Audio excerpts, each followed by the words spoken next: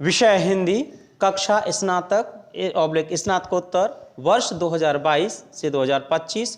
Course का शीर्षक हिंदी काव्य भाग 16।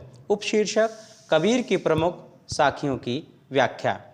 विचार बिंदु हैं गुरु का महत्व, विरह का महत्व, ज्ञान का महत्व, गुरु और शिष्य का संबंध, धार्मिक अंधविश्वास का विरोध, व्यक्तिगत एवं सामाजिक भेदभाव का विरोध, सकारात्मक ऊर्जा का संचय, मानव के प्रति प्रेम का महत्व। कथनी करनी में सामंजस्य। आइए आज हम यहाँ पर चर्चा करते हैं कबीर की प्रमुख साखियों की व्याख्या के संबंध में। मैं राजमुनि, एसोसिएट प्रोफेसर हिंदी तथा अन्य भारतीय भाषा विभाग, महात्मा गांधी काशी विद्यापीठ, वाराणसी।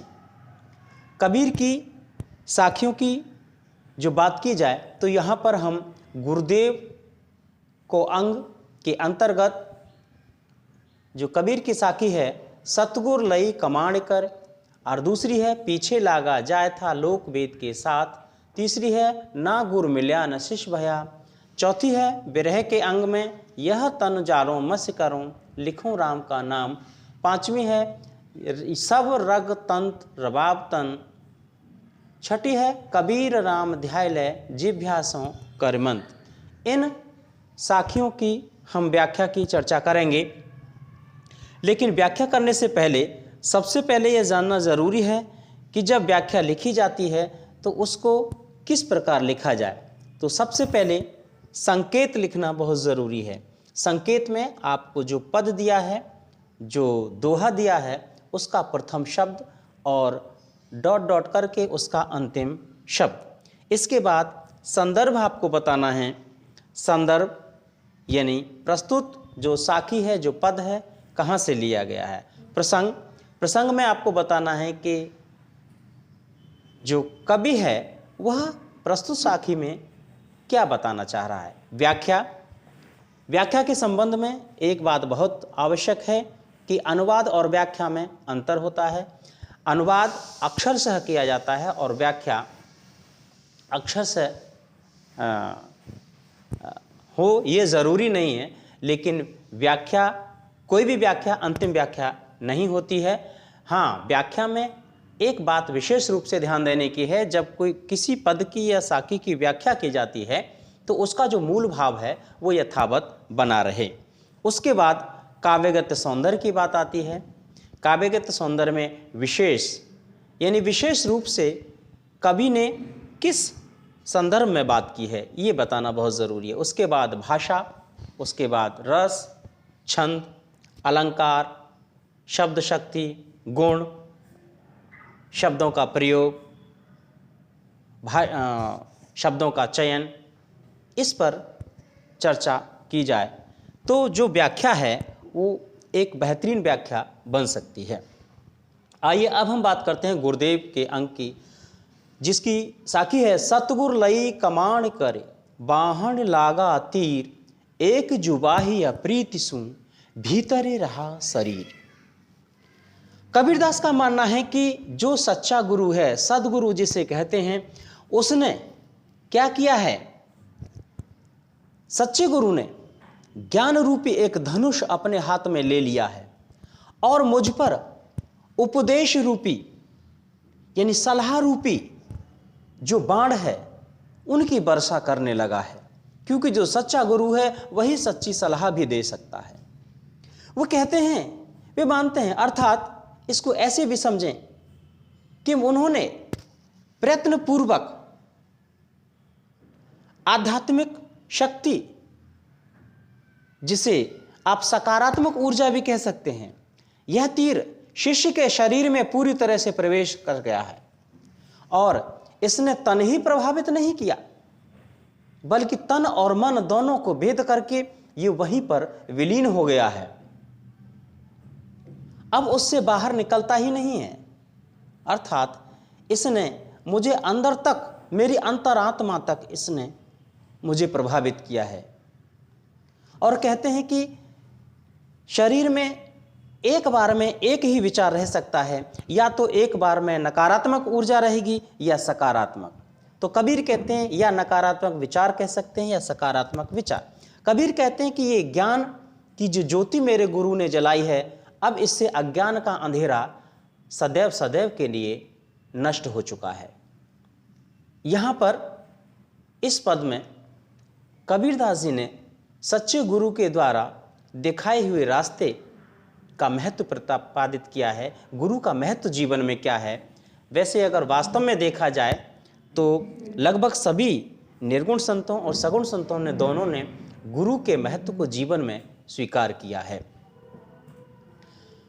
अब दूसरा देखिए, पीछे लागा जाए था लोक वेद के साथ, आगे ते सतगुर मिला दीपक दिया हाथ। कबीर कहते हैं कि इस संसार में, कबीर का मानना है कि इस संसार में जो लोग, जो शिष्य केवल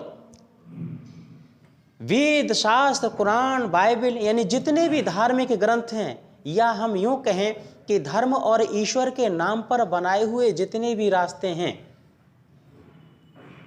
जिनकी लोग अंधभक्ति में डूब जाते हैं, जो अतार्किक भी हैं, उन पर लोग आंख बंद करके विश्वास कर लेते हैं।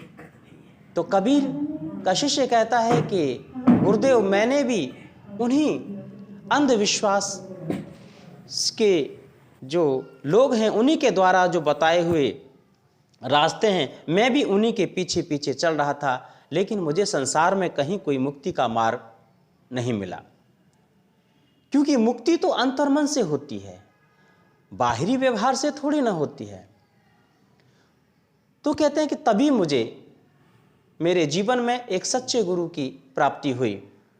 उन्होंने मुझे सच्चा ज्ञान दिया, यानी सच्चे ज्ञान रूपी दीपक मेरे हाथ में दिखा दिया। जब सच्चे ज्ञान का दीपक व्यक्ति के हाथ में होता है तो झूठा अज्ञान अपने आप स्वतः ही नष्ट हो जाता है। और कबीर दास के जो शिष्य हैं वो कहते हैं कि गुरुदेव, इस संसार के जन्म मरण के चक्र से अब मुझे मुक्ति मिल गई है। क्योंकि जब भीतर का अज्ञान समाप्त हो जाता है तभी उसे एक ज्ञान की ज्योति की प्राप्ति होती है, या यूं कहें कि सत्य और असत्य का जब ज्ञान हो जाता है तभी उसे अपने आप की, अपने जीवन की को मुक्त समझना चाहिए। उन्होंने कहा था कि आपने मुझे पथभ्रष्ट होने से बचा लिया, अब तक मेरा जीवन जो बाह्य वेद शास्त्र आदि में जो उलझा हुआ था उसमें अब मैं नहीं पड़ूंगा, अब मुझे ज्ञान का रास्ता दिखा दिया। यही बात लगभग एक बार गौतम बुद्ध के विषय में कही जाती है। उनसे किसी ने पूछा कि आप यहाँ पर किसकी तलाश कर रहे हैं, तो उन्होंने कहा कि मैं किसी ईश्वर की तलाश नहीं कर रहा। उन्होंने कहा था कि मैं तो सत्य की खोज में निकला हूँ कि इस जीवन का सत्य क्या है, संसार का सत्य क्या है, और उसी सत्य की खोज उन्होंने अपने जीवन में की। तो कबीर का ये दोहा, ये जो साखी है, इस बात पर अनुभव करते, इस बात की ओर संकेत करती है कि उन्होंने जो कबीर ने जो लोगों को जो ज्ञान का संदेश दिया, उससे अज्ञान और धार्मिक अंधविश्वास, अंधानुकरण, रूढ़ियों और परंपराओं के लिए कोई स्थान नहीं रहता। क्योंकि किसी भी देश और समाज को बर्बाद करने में धार्मिक रूढ़ियां और परंपराएं अपना बड़ा महत्वपूर्ण स्थान निभाती हैं। आगे के देखा जाए, एक और महत्वपूर्ण साखी है, ना गुरु मिलिया न शिष्य भया, लालच खेला दाव, दूनियों बूढ़े धार में चढ़े पाथर की नाव। कबीरदास कहते हैं कि ना तो योग्य गुरु ही मिला और ना ही उसके योग्य शिष्य। ये बिल्कुल सच है कि गुरु भी योग्य होना चाहिए और शिष्य भी। दोनों के बीच तभी संबंध बेहतर हो सकता है जब उन दोनों के कथनी और करनी में कोई अंतर न हो, दोनों के बीच किसी तरह का लोभ और लालच न हो, दोनों ही निर्द्वंद होकर के अपने पराये से ऊपर उठ करके जब ज्ञान के लिए लालायित रहते हैं, तभी यह संबंध बहुत महत्वपूर्ण बन पड़ता है। तो कबीर कहते हैं कि न योग्य गुरु मिला और न शिष्य, दोनों ही ज्ञान के नाम पर एक दूसरे को धोखा देते रहे। और धोखा किसी भी जीवन के लिए, चाहे वो पारिवारिक जीवन हो या सामाजिक जीवन हो, दोनों को ही धोखा बर्बाद कर देता है, जिसे विश्वासघात कहते हैं। और विश्वास जब एक बार टूट जाता है तो फिर दोबारा उसी तरह से जोड़ना असंभव है। जैसे कांच में पत्थर मार दीजिए, लेकिन फिर वह दोबारा अपने मूल रूप में नहीं आता। गुरु और शिष्य दोनों ही जब एक दूसरे को धोखा देते हैं, स्वार्थी होते हैं, लालची होते हैं, तो वो दोनों ही इस संसार में अधोगति को प्राप्त करते हैं। और कोई भी अपने अंतिम लक्ष्य, जिसे अज्ञात सत्ता कहा जाता है, या यूं समझें कि जिसे सकारात्मक ऊर्जा की चरम पराकाष्ठा कहा जाता है, वहां तक जब पहुंचना होता है, क्योंकि अज्ञात सत्ता आप कहेंगे तो उसके लिए सबसे पहले जरूरी है कि व्यक्ति के अंदर सकारात्मक ऊर्जा हो, और जिसके अंदर सकारात्मक ऊर्जा की अधिकता होती है वही संसार में अपने पराये, छोटे बड़े, ऊंच नीच से ऊपर उठ जाता है। तो कबीर कहते हैं कि उस अज्ञात सत्ता तक पहुंचने के लिए गुरु और शिष्य दोनों में विश्वास होना चाहिए। धोखे के लिए कोई स्थान नहीं है, क्योंकि धोखा तो सबसे बड़ा जीवन का जो निकृष्ट कर्म है वो है। तो कबीर कहते हैं कि गुरु और शिष्य दोनों ही एक दूसरे को जब धोखा देते हैं, दोनों शिष्य और गुरु भव सागर यानी इस सांसारिक माया जाल में दोनों ही फंसे रहते हैं। और पानी की ये विशेषता है कि पानी पर वही चीज़ें, वही वस्तुएं तैर सकती हैं जिनमें वजन न हो या वजन बहुत कम से कम हो। तो कबीर कहते हैं कि ऐसे गुरु और शिष्य कभी भी सांसारिक जीवन से, या आप यूँ कहें कि अपनी साधना की उपलब्धि को कभी प्राप्त नहीं करते हैं। उस सागर में उस नाव की तरह होते हैं जो नाव पत्थर की बनी होती है, और पत्थर की नाव कभी भी अपनी मंजिल तक नहीं पहुंच सकती है। या इसको दूसरे रूप में इस तरह से समझिए कि नाव भले ही लकड़ी की हो, लेकिन विश्वासघात रूपी उसमें जब आप छेद कर देंगे तो वह भी सांसारिक माया मोह को पार नहीं कर पाएगी। और धोखा देना कोई बड़ी विशेषता नहीं है। कबीरदास जी ने एक जगह कहा था कि अगर आपको कोई धोखा देता है तो आप उसको धोखा मत दीजिए, क्योंकि आप जब दूसरे से धोखा खा लेते हैं तो कोई बात नहीं, जब आप धोखा देते हैं तो आपका दिन और रात का चैन गायब हो जाता है। कबीर ने कहा था, कबीरा और ठगाइए और न ठगिए कोई, और ठगे सुख उपजे और ठगे दुख होए।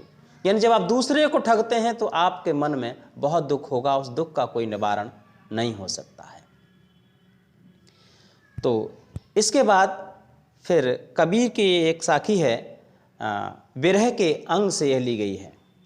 कबीर कहते हैं, इस साखी को देखिए, यह है, यहु तन जालो मस करों, लिखूं राम को नाम, लेखन करूं करंक की, लिख लिख राम पठाऊं।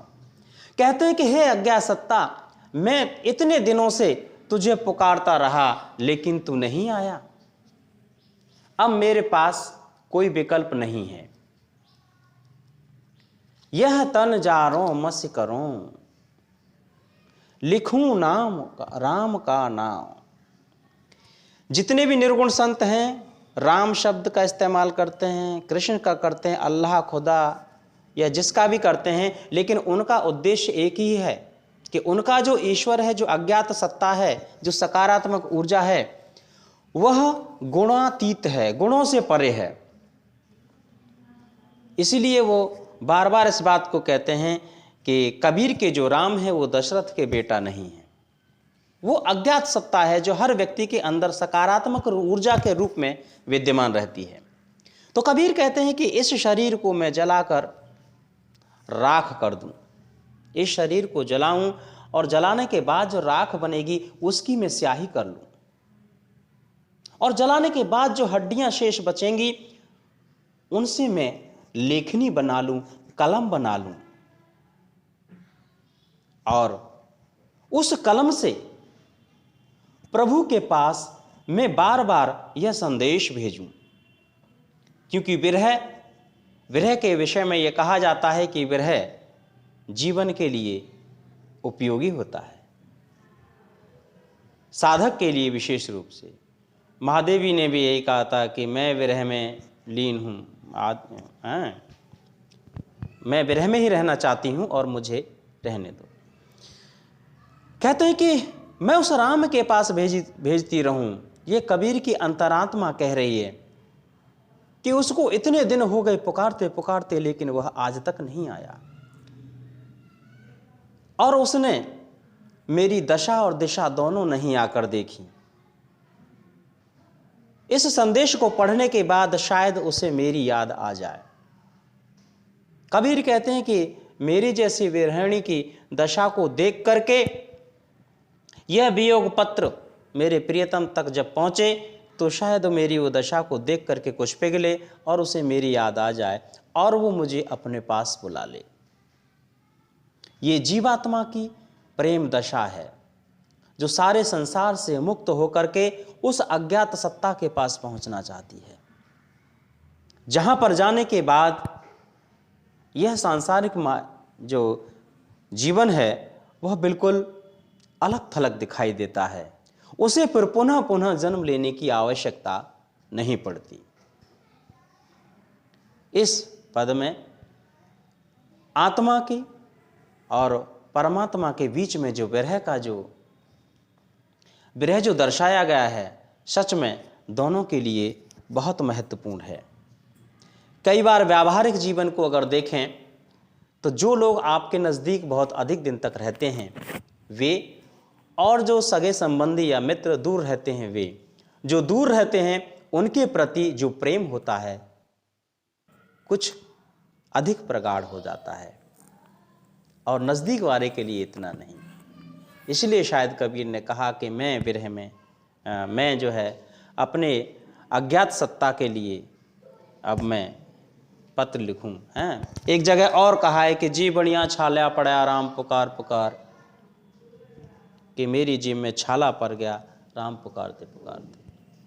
और कई बार तो कबीर जो है कहते हैं कि नैना अंतर आप तू नैन झाँप तो ले, ना मैं देखूं और को ना तुझ देखन दे, कि अगर तू गलती से भी एक बार मेरे नेत्रों के अंदर आ गया तो ना मैं तुझे देखने दूंगी, ना तू मैं किसी की और को देखूंगा, ना तू किसी को और को देखे। इसके बाद और जो इसके आगे की जो एक साखी है, सब रग तंत रबाब तन बिरह बजावे नित, और न कोई सुन सके कैसाई के चित। कबीर कहते हैं कि जो साधक है और जिस अज्ञात सत्ता की साधना करता है, उन दोनों का जो संबंध है उस संबंध को कोई तीसरा व्यक्ति अनुभव नहीं कर सकता है। ये तो वही जान सकता है जो उस साधना अवस्था की साधना की अंतिम अवस्था में जब पहुंच जाता है।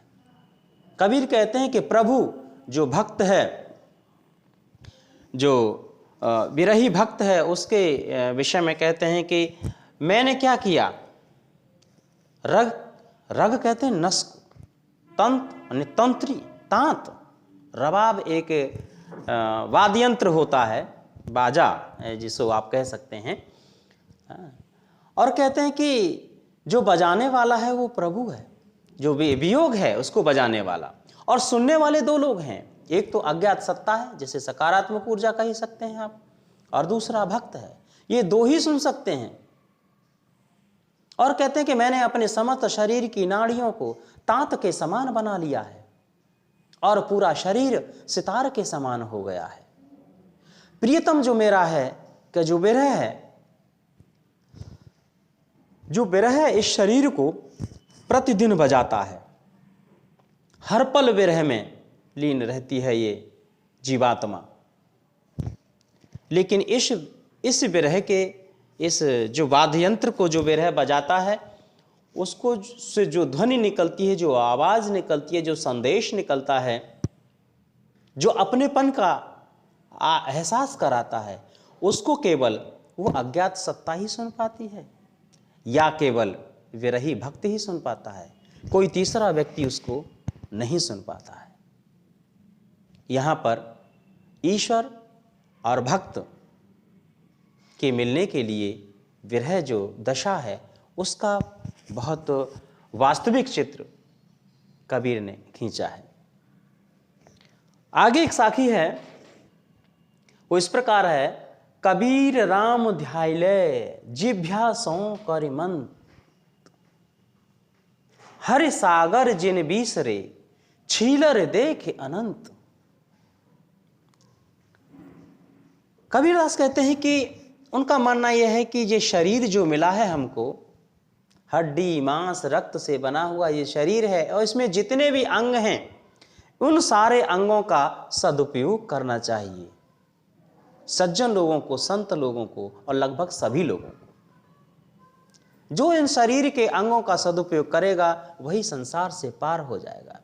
इसलिए कबीर कहते हैं कि राम ध्याय ले, तुम उस अज्ञात सत्ता का बार बार स्मरण करो जीभ से, क्योंकि ये जो जीभ दी है वह कुछ शुभ बोलने के लिए और मीठा बोलने के लिए दी है, किसी का अहित करने के लिए नहीं। क्योंकि आपकी बोली ही आपकी पहचान होती है। कबीर कहते हैं कि हरि सागर जिन बीसरे, उस अज्ञात रूपी विशाल सागर को छोड़ करके जो इधर उधर छोटे छोटे पोखरों में खो जाता है, अर्थात कबीर का इशारा है कि भारत के अनेक 33 करोड़ देवी देवता, अल्लाह, भगवान, इन सब की ओर जो चला जाता है, उस अज्ञात विशाल सत्ता को छोड़ करके जिसका कण कण में निवास है, वो कभी भी इस संसार से पार नहीं हो पाता है, कभी भी जीवन से मुक्त नहीं हो पाता है, वो इन्हीं में उलझा रहता है। तो कहते हैं कि इस अज्ञात सत्ता के रूपी जैसे अगाध सागर को आपको पार करना है, तो आपको क्या करना होगा? जिह्वा से बार बार उसका स्मरण करना होगा। छोटे छोटे अनेक प्रकार के पोखरों को छोड़ करके, स्वार्थवश, लाभवश जो अनेक प्रकार के ईश्वरों में लोग खो जाते हैं, वो कभी भी, और जो अंधविश्वासों में खोए रहते हैं, बाह्य आडंबरों में जो भूल जाते हैं, क्योंकि बाह्य साधना करने वाले लोग कभी भी, उनका जो अंतरात्मा है पवित्र नहीं हो पाती है। वो अपने आप को बिना रस्सी के बांध लेते हैं। गौतम बुद्ध ने कहा था कि संसार में जो व्यक्ति होता है गर्भ में, वो अपने पराये के सारे बंधनों से मुक्त होता है, और जैसे ही गर्भ के बाहर आता है तो धर्म और जाति की जंजीरों से जकड़ लिया जाता है, और वो जंजीरें इतनी अदृश्य होती हैं और मजबूत भी होती हैं, किसी को दिखाई नहीं देती।